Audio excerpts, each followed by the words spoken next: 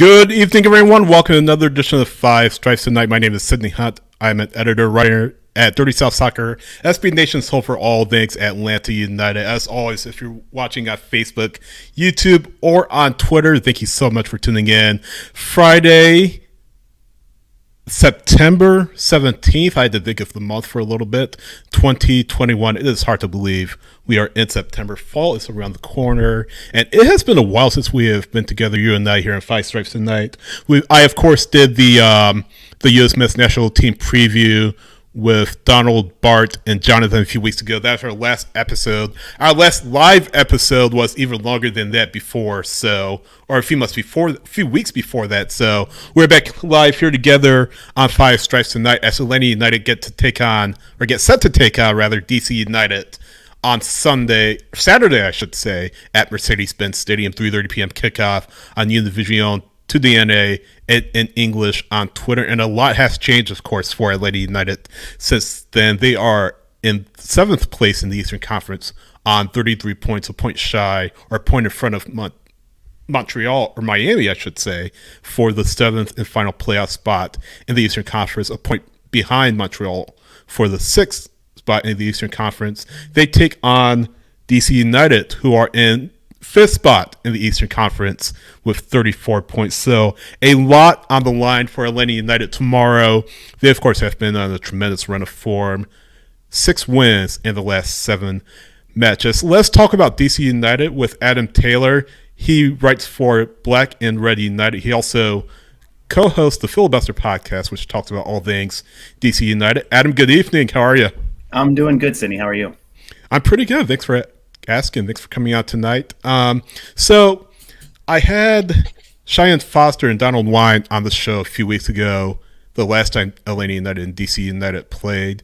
And like I said, that was a few weeks ago. So what has changed for DC United since then, since their last meeting with Atlanta United a few weeks back? Well, thanks for having me on. Sure. The biggest thing that's changed is people have gotten healthy. They've gotten back from international breaks. And the team has started to hit its stride a little bit again. Coming into that Atlanta game, that one was the 3rd straight loss for the team, which followed a 5-game unbeaten run. And they haven't lost since that Atlanta game. They've gotten Edison Flores back. Ola Kamara has obviously been on fire. Paul Arriola's back. Bill Hamid just came back in their last game against Chicago. So the biggest thing is just the names that you're used to seeing on the field for DC United this year are back on the field. Yeah, injuries have been a huge issue for DC United, as you just mentioned. The most important probably is Bill Hamid, who was out for a few weeks due to that hamstring injury. It is obviously for him good to be back in the team, and he's really worked his way back. That's a tough injury for any team, especially for a player like Bill Hamid, right? Yeah, he's always been a really physical keeper. He's very quick off his line, and he comes off so hard that those muscle injuries they happen from time to time. But it wasn't just that. He actually had a breakthrough case of COVID. He's been vaccinated, and he's still one of those few breakthrough cases that came through. And he got on Twitter and said, he's grateful for the vaccine because even though he got it got through his system, and the symptoms weren't as bad, and he was able to kick it a lot faster than he probably would have been otherwise. So it's great to have him back. John Kempen he's been around the league for a while, but he's played more games this year, I think, as a starter than he has in his MLS career, which is saying something. Chris Seitz had an injury and dealt with some off the field stuff earlier in the year, and he's been the 3rd keeper, but there's just no replacing Bill Hamid on this team. And we learned that back in 2018. Yeah, really a club legend, a player that has been woven into the fabric of that club for years. Absolutely. You kind of alluded to the injuries, and we didn't talk about Paul Arriola, so I want to talk about him as well. How is he doing? How has he looked since returning from injury? What does a player like him bring to DC United? Yeah, he's dealt with hamstring issues this year too. There was the one that ended his loan to Swansea, and when he came back from that injury, he was a man on fire. He was absolutely incredible, flying all over the place, doing all of the things. His first game back from this one was the draw against the Red Bulls a week ago, and he didn't look quite up to his full self. And it's the first game back from an injury. It's a nagging injury that he's had to deal with a lot. And then it's against the Red Bulls, which is never a comfortable game. A game where you're going to have much of the ball and time to do anything with it. So I wasn't that worried. In this last game, he almost had a goal of the week. It went off the underside of the crossbar after he crossed a couple of guys up and just sent a laser beam. And then that actually turned into Ola Kamara's third goal on the night when Julian Gressel got the rebound and just put it onto Ola's head. But Ariola's been flying around. He's really critical to the press. His movement, his work rate, has just been fantastic anytime he's been on the field, and he's always going to give you that. And then he's got the skill to be a difference maker as well. Yeah, we'll talk about Ola Kamara a little later, who, by the way, sounds a little surprising, but by the way, he's in the Golden Boot lead going into this weekend, going into this match. But you mentioned those injuries, and it seems like guys are getting healthy for DC at the right time. They, of course, lost to Atlanta United on August 21st, but they've won 2 of the last 3. In fact, haven't lost since then. So who's in that 3-match span for DC United, who has really stood out to you? I mean, it's obviously Ola Kamara. He scored in every one of those games, hat trick against Chicago. He's I think getting some dings from people because so many of his goals are coming off of penalties, but he's 7 for 7 on the year, and there's no one else who's really anywhere near that level of conversion with that kind of volume in the league. He's I think sent the keeper the wrong way on 5 of them, and then on the other 2, his little stutter step, he still manages to get enough power and placement on it that it's beating keepers when they do manage to guess the right way. Right. He's honestly the best penalty taker DC United has had since Jaime Moreno, who was a legend and would always fool the keeper. It was always incredible watching him play back in the day. Next to him, Jordi Reyna is the second leading scorer on the team, and all of those goals have come in the last 6 weeks or so. He's been on a run of form. He scored against Atlanta with that worldie of a surprise free kick that he managed to put in the little window between Brad Guzan and the crossbar last month. But he's scored some other goals. He missed a sitter against the Red Bulls that would have put us on a 3-game winning streak. Well, not really a sitter. I think that's putting it too harsh, but it was a diving header on the doorstep that you expect him to put that in, especially when he's in the kind of form he's been in. But he sent it high, and United had to settle for a draw. But he got the start over Edison Flores on Wednesday. So it'll be interesting to see who gets the start there, because Flores, when he's been on, he's started to look like a DP. Again, until an injury happened and international duty happened. So if he can get his feet under him and get the start, well, I think he and Paul Arriola, our 2 DPs, have played less than 400 minutes together this year. So getting them on the field together is going to be an important thing going down the stretch. I want to talk a little more about Kamara, and I asked Cheyenne and Donald about this a few weeks ago where they were on.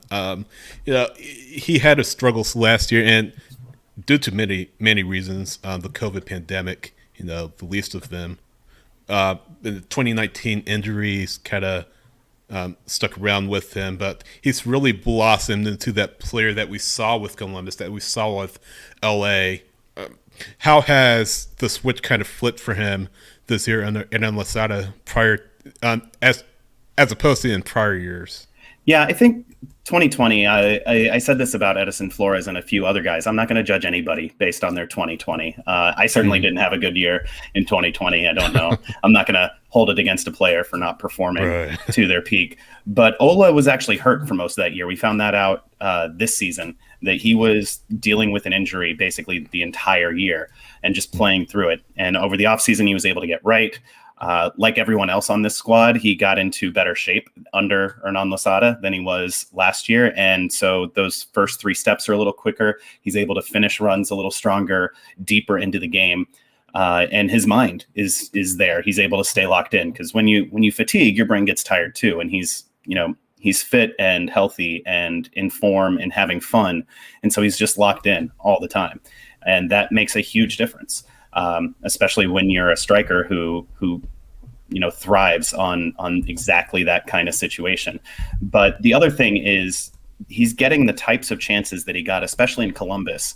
It just going about it a slightly different way. So in Columbus, under Greg Berhalter, they wanted to control the ball, they wanted to spread out the defense, and that's how they forced the gaps to find Ola. And in DC, it's a little bit different. Instead, it's kind of chaos. It's the high press, to force the turnovers when the defense doesn't have numbers back, or when they're already spread out into their possession shape and the gaps are already there, so you can find him that way. And he's got a couple of bangers. He's got some tap-ins. He's got penalties. He's scoring every which way from Sunday, and it's been fantastic to see.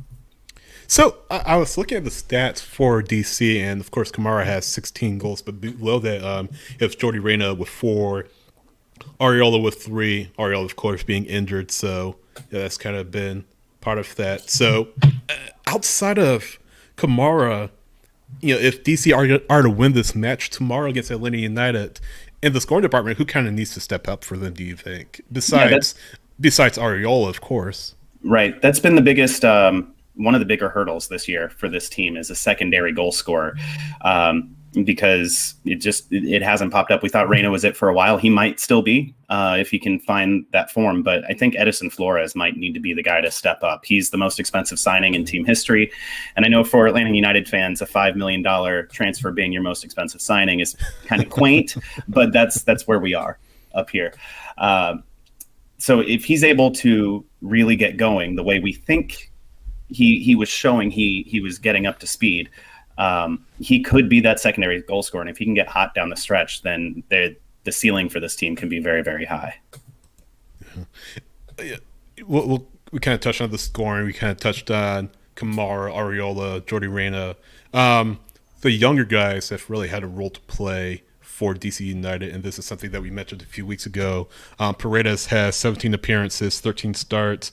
Heinz Ike, 11 appearances, 11 starts. Griffin Yao hasn't been in the lineup as much, but he has had 8 appearances for the club this season. So, the kids have, to borrow the phrase, the kids have been all right for DC United, and it looks like, especially, not just under Losada, but in past years, they've had a large role to play. How have they kind of asserted themselves this season for DC? Yeah, the story this year has been Kevin Paredes over on the left side. He's played mostly on the left wing, like left wing back, but he's played some of that outside left attacker role as well, that we usually think of Edison Flores or Jordy Reyna as occupying. He started there against Atlanta last time.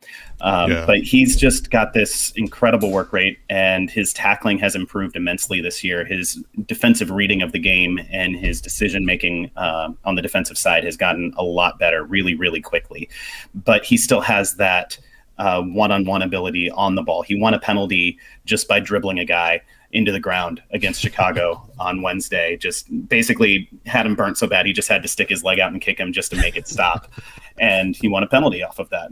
Yeah. But he's good off the ball too. He manages to find space. He can help out in the build-up. He understands when the game needs to speed up and when he needs to recycle possession and bring it back around. He's just been absolutely phenomenal.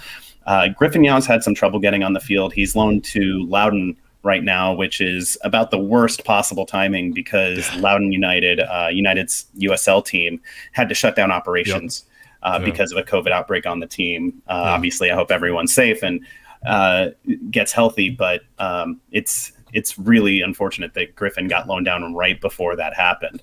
The other one is Moses Nyman, who just got his U.S. citizenship this year. He's a Liberian refugee as a child, and he's maybe got the highest ceiling, if you ask a lot of people who've been watching the academy for years, of any of the young guys on this team. He's a central midfielder, kind of small, but he's very good at leveraging what size he has and getting into the tackle and progressing the ball forward through midfield, which when you only play with 2 true central midfielders and everyone else is kind of either a defender or winger or a forward, you have to make sure you have guys who can win the ball and keep it. And he's got a little bit of Darlington Nagbe in him. I'm not going to say he's that level of press resistant, but he's got a lot of skill and ability to hold on to the ball.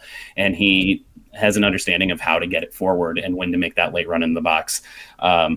I was hoping for him to get even more minutes than he's gotten this year, but I think he's well over 1,000 minutes already, and that's good to see for a teenager. I don't know why I mentioned Brendan Hines-Ike. He's an old guy. He's 26. I don't know why I mentioned he was him. new to DC this year. He came over from Belgium. Yeah, close enough. But I mean, you mentioned Loudon, and of course, unfortunately, the COVID struggles from this past week. Anyone in the pipeline for DC that right now is that Loudon? You mentioned, of course, Griffin Yao. Any other players down there that could be breaking through for DC United relatively soon? Yeah, I don't think anybody's going to break through this season, but in the next year or two, you've got Jordan Green, who plays on the outside. He's probably going to line up as a wing back on either side, and Jeremy Garay, who's getting caps with El Salvador right now, who I think plays in the middle. And you're going to see probably quite a bit of them coming up over the next few years, especially if Kevin Paredes or Moses Nyman ends up getting a move abroad sooner than later. Right. And another player I have to mention is Andy Nehart, not a young player, but a player that had time in the Olympic qualifying, or not Olympic qualifying, but World Cup qualifying. So he's obviously a player that DC or Atlanta have to look out for tomorrow, right? Yeah, he's been playing a really interesting role for United this year. He's gotten into the wing-back spots a little bit, but he's mostly been a right central defender in this back three. And when he came in, he was a fullback and attacker for DC United back in 2010, 2011, 2012, before he went over to Anderlecht and started playing in the Champions League. And so to see him come back and get healthy for the first time in several years, he had a lot of knee issues over there and came back to MLS last year with LAFC and just could not stay on the field. He just kept getting hurt. Hernan Losada and the training staff, they pinpointed what was wrong physically and got that muscle group stronger. And he's been a rock ever since this year. But he provides something that almost no center back in this league does. And that's his attacking ability, both on the dribble and on the pass, and his timing for his late runs into the box. He's almost an auxiliary midfielder or even an attacking midfielder coming from that deep center back spot. It's just a run that's so hard to cover because you think you have all your numbers in check, and all of a sudden this center back of all things runs into the box and dribbles a guy and gets an assist on a goal. He's been absolutely vital, and we've seen, like in the Red Bull game, when he's not out there, this offense does not hum the way it does when he's there. He's really an important part of this squad. Yeah, it should be a lot of fun to watch tomorrow. We're hoping to see Miles Robinson. I know Gonzalo Pineda gave him off for a couple of days. Actually, I'm just seeing now that he's unavailable for tomorrow, so I was looking forward. I mean, we saw Robinson and Nahar go at it in the World Cup qualifier, but I was really looking forward to them going at it in MLS. But it appears that will not be the case. Got to wait for the playoffs for that one. Yeah, there you go. But let's kind of talk about big picture. Now that you talked about the playoffs for DC United, of course, 34 points in fifth place, point behind NYCFC, 4 back of Orlando, who have kind of hit a rough patch form. Level on points with Montreal, but with the tiebreaker and wins, and then, of course, a point ahead of Atlanta United. So this, as I said, a very, very critical match for both teams. Big picture, what is the ceiling and floor for DC as tomorrow starts off the final 10 matches of this season? Yeah, I think for the regular season, the ceiling is a home playoff game. One of those top 4 spots, probably third or fourth. I think first and second are going to be New England and Nashville. And if NYCFC can figure out how to stop leaking goals they shouldn't, and Castellanos keeps his finishing boots, no one's going to get them for third. But I think that fourth place spot is absolutely up for grabs. And if DC United can find their form with the number of home games they have, 6 of their last 10 are at home, and some of the road games are against the likes of Toronto FC. So there are lots of points to be had for DC United right now. And I think that if they can stay healthy and keep their form together, Losada's been really good about rotating the right guys at the right time, I think. So they can absolutely make a run for that home playoff game, and we get Audi Field rocking come November.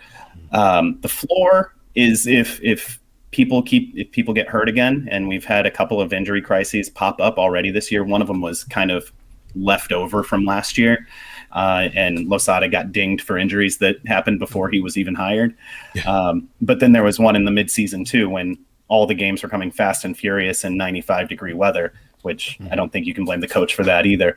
But if injuries do crop up again and this team isn't at 100%, there's good enough talent in this league that a dropped result or two could end up costing them playoff spot or playoff seeding, certainly, but potentially even a playoff spot if the likes of Philadelphia and Columbus, who are immensely talented teams who've underperformed a lot this year, if they get hot, then all of a sudden all bets are off. Yeah, and just looking at the schedule, I can't believe for DC tomorrow will be the first of their final 10 matches, and for Atlanta, I believe the first of their final 11 matches. In fact, I think it's 9 matches for DC tomorrow, as they're in 34 matches right now. So it's going to be a wild race to the finish for both teams. I have to ask you about 2 players that are very familiar to Atlanta United fans. That's, of course, Julian Gressel and Yamil Asad. So they didn't get a chance to play in front of Atlanta United fans last year, of course, due to the pandemic and due to the attendance restrictions. So I know that even though they're playing for DC United right now, I know they're looking forward to getting back to Atlanta United. Yeah, I think we saw it when Lucy Rushton was hired as the new GM. They still have a lot of fondness for the people down there. We saw it when Atlanta came here. Julian and Joseph Martinez were palling around and obviously catching up, and really enjoyed seeing each other. So I think that love goes both ways, just to be clear. It's funny to say it because Ola Kamara has 16 goals and leads the Golden Boot race and is having a lights out season, but Julian Gressel might be this team's MVP this year. He's I think leads the lead on expected assists, and it's just finishing hasn't quite been there to convert all of them. Ola did convert one on Wednesday, which was very nice, a wonderful little header on his 3rd goal. But Gressel has again, like everyone else, gotten in shape this year in a way above and beyond what he had been in the past, and so he's got this acceleration burst, and his reading of the game is really, really strong from that wingback spot. So he can get in and intercept passes, and then not just tackle the ball away, but actually spring a counterattack or play a through ball right then to catch the defense before they get into shape. And then he can get forward and send in crosses, cutbacks, looping balls to the back post. He can hit all of them in his sleep, it seems like. And so he's just been really, really good about finding his teammates in the box as well. And he's the set piece specialist for this team as well. So he's been doing a lot and has been really, really valuable for this team. I wish I could say the same for Jamil Asad, who was not even in the roster against the Red Bulls on Wednesday. He's kind of fallen out of favor. He I think is kind of between 2 positions on this team. He, when Losada was hired, he was talking up Asad like crazy. They're countrymen, they're both Argentines, and I think Losada was familiar with him in a way he wasn't necessarily familiar with the others, because he used to play for Banfield down there, and I'm sure Losada watched the Argentine League when he was in Belgium more than he watched MLS. He's a huge nerd and watches as much soccer as he possibly can consume. And so I'm sure he was watching his home country play and knew of Asad from down there.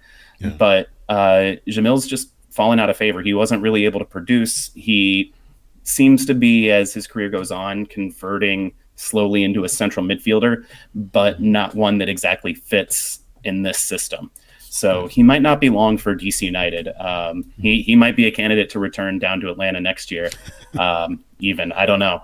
Who knows what the future holds? But I love Asad. He scored the first goal in Audi field history, and has been just a great presence up here in the district. And I want him to get back on the field and to do well. But for that to happen, I think some other guys are going to have to perform poorly, and I certainly don't want that to happen. So I'm kind of mixed up about Asad, because I love the guy, but I don't know that he's got any minutes left in him for DC United. Yeah, I'm sure that Rob Ustry wouldn't mind seeing Jamil back at DC United. Rob is a big Asad fan, as you know, so he's been pushing for a move for Asad back to Atlanta United since he left the team the first time. So I don't know. Maybe we'll see. Maybe we'll see what happens after this season. One final question I got to ask you. And Lasada, of course, had this little adventure with the driving lesson in the past week. So any updates as to how his search for a driver's license is going? So he posted on Amazon. He got a little ahead of himself. He got real excited when he passed the written portion of the test. Yeah. And he told Susanna Collins and Atlanta's own Jillian Sakovitz on the call up from MLSsoccer.com that he had passed the written portion and then just got excited and thought that was it. He can drive right now. He's got his Belgian license, which is good enough, at least for a period, I guess. But he still has to take the practical exam. He has to take the actual driving test in Virginia, and it takes a couple of weeks to schedule that, apparently. So that's the latest. But there was a fantastic two-poll at Audi Field on Wednesday of a Virginia driver's license with Losada's face on it. And in the Instagram video that he shared, he was basically saying, "Vamos, let's fly." He actually said, "Let's fly." So that was on the two-poll with the Virginia license. It was a great two-poll banner. And he's obviously excited. He only studied, I guess, for a couple hours beforehand. So the guy felt proud of himself. He passed a test. When's the last time you had to take a test? I know.